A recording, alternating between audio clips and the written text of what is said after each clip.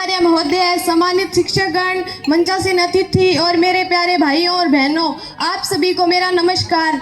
आज का दिन हमारे लिए सिर्फ एक तारीख ही नहीं बल्कि हमारे देश के गौरव, बलिदान और एकता का पवित्र पर्व है।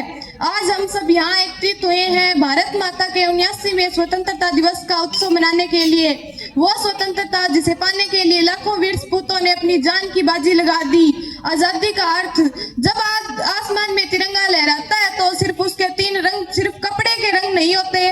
केसरिया जो हमें साहस और बलिदान की याद दिलाता है, सफेद जो हमें शांति और सत्य की ओर प्रेरित करता है, हरा जो देश की समृद्धि और हरियाली का प्रतीक है, और बीच में अशोक चक्र जो हमें आगे बढ़ने का संदेश देता है।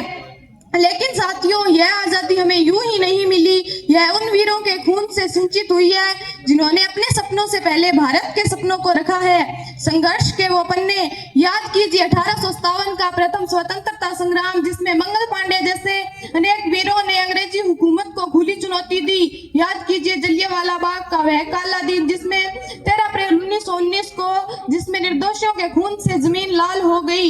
याद कीजिए 1920 का असहयोग आंदोलन, 1930 का नमक सत्याग्रह और 1942 का भारत छोड़ो आंदोलन, जब एक देश के कोने कोने से एक ही आवाज उठी, अंग्रेजों भारत छोड़ो। महात्मा गांधी, पंडित नेहरू, भगत सिंह, चंद्रशेखर आजाद और न जाने से कितने नाम जिनका जिक्र करते करते समय कम पड़ जाए, उनके योगदान का ऋण हम कभी नहीं चुका सकते। 79 वर्षों की यात्रा।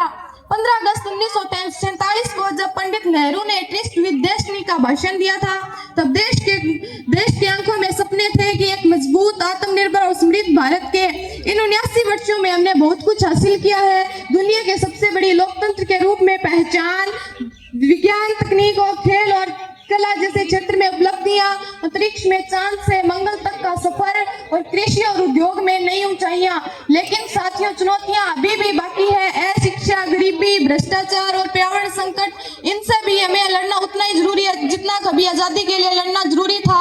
हमारी जिम्मेदारी आज हमें खुद से सवाल पूछना होगा कि क्या हम सच में स्वतंत्र हैं। स्वतंत्रता का अर्थ सिर्फ इतना ही नहीं, बाहरी गुलामी से मुक्त होना नहीं, बल्कि अज्ञानता, भेदभाव और नफरत से भी आजाद होना है। आज हमारा कर्तव्य है कि महिलाओं का सम्मान करना और सुरक्षा सुनिश्चित करना, शिक्षा को प्राथमिकता देना, देश की एकता और अखंडता बनाए रखना और पर्यावरण की रक्षा करना और सबसे बढ़कर हर काम में ईमानदारी रखना। आज हमारे जवान सरहद पर अपनी जान की बाजी लगा रहे हैं ताकि हम चैन की नींद सो सके। उनका बलिदान हमें रोजाना यही याद दिलाता है कि देश प्रेम एक दिन का भाव नहीं बल्कि जीवन भर का संकल्प है। शहीदों को नमन। अगर आज हमारे सामने भगत सिंह होते तो शायद यही कहते, मेरी कुर्बानी बेकार मत जाने देना, भारत को एकजुट रखना।